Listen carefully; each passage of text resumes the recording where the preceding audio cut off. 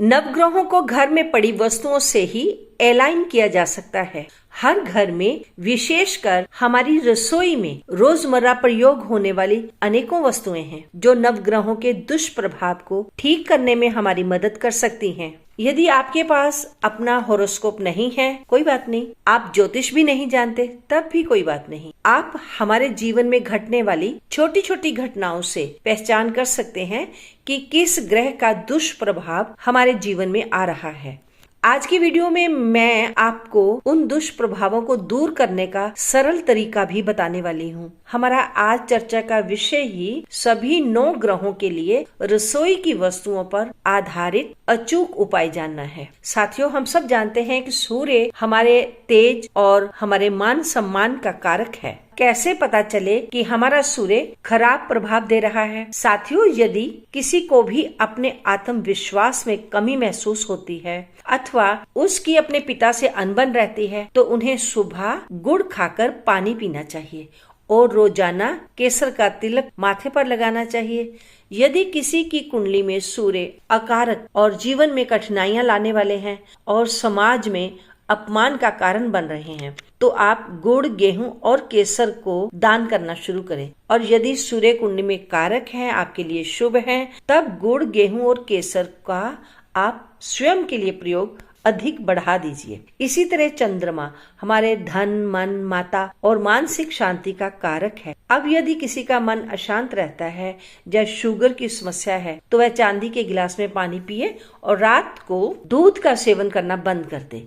चंद्रमा दूध, चावल, चीनी और जल का कारक। यदि कुंडली में चंद्रमा अशुभ है, तो सोमवार का व्रत रखें और सोमवार को चावल और दूध का दान करें।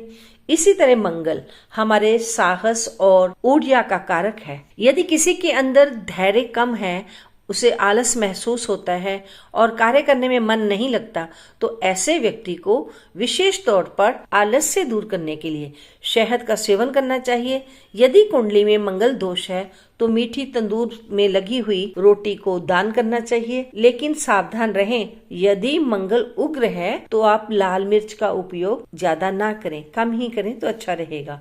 मंगल की वस्तुएं लाल मिर्च, शहद, गुड़, मसूर की दाल, इन चीजों का दान करना चाहिए। बुध हमारी बुद्धि और वाणी का कारक है। बुध की वस्तुएं हैं हरी इलायची और हरी मूंग की दाल और सौंफ भी। यदि व्यक्ति सही समय पर अपनी बुद्धि का उपयोग नहीं कर पाता, जब उसे बोलने में दिक्कत होती है, हकलाहट होती है, तो उसे सौंफ और मिश्री का उपयोग अधिक करना चाहिए। इंटरव्यू या जरूरी काम पर यदि जा रहे हैं, तो घर से निकलने से पहले हरी इलायची मुंह में अवश्य रखकर जाएं।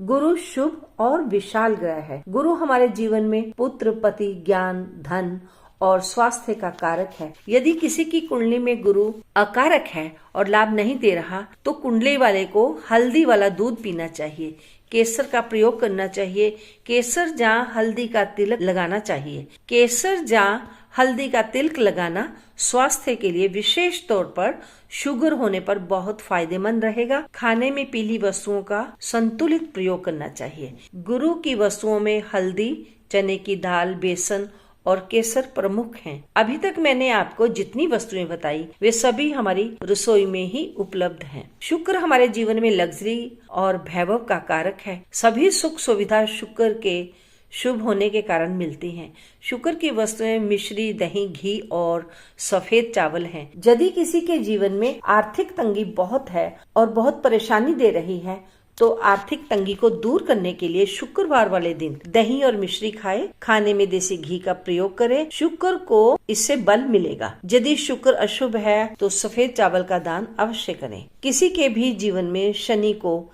दुख का कारण माना जाता है। यदि शनि शुभ है, तो दुखों में कमी करेगा, और यदि शनि कुंडली में अशुभ है, तो दुखों में बढ़ोतरी होगी। शनि अनुशासन और न्याय का कारक है। शनि की वस्तुओं में काली मिर्च, सरसों का तेल, लौंग और काले तिल शामिल हैं। शनि की महादशा में सरसों के तेल में बनी हुई सब्जियां, पकौड़े इत्यादि खाने चाहिए। आपके दांतों में यदि किसी भी प्रकार का रोग है, तो शनिवार वाले दिन फिर आप लौंग का सेवन अवश्य करें। इससे न केवल आपके दांत तंदुरुस्त रहेंगे, बल्कि शनि दोषों का भी शमन होगा। राहु किसी के भी जीवन में होने वाली अचानक घटनाओं के लिए जिम्मेदार ग्रह है। राहु अचानक लाभ हानि देने वाला और तकनीकी कार्यों का कारक है।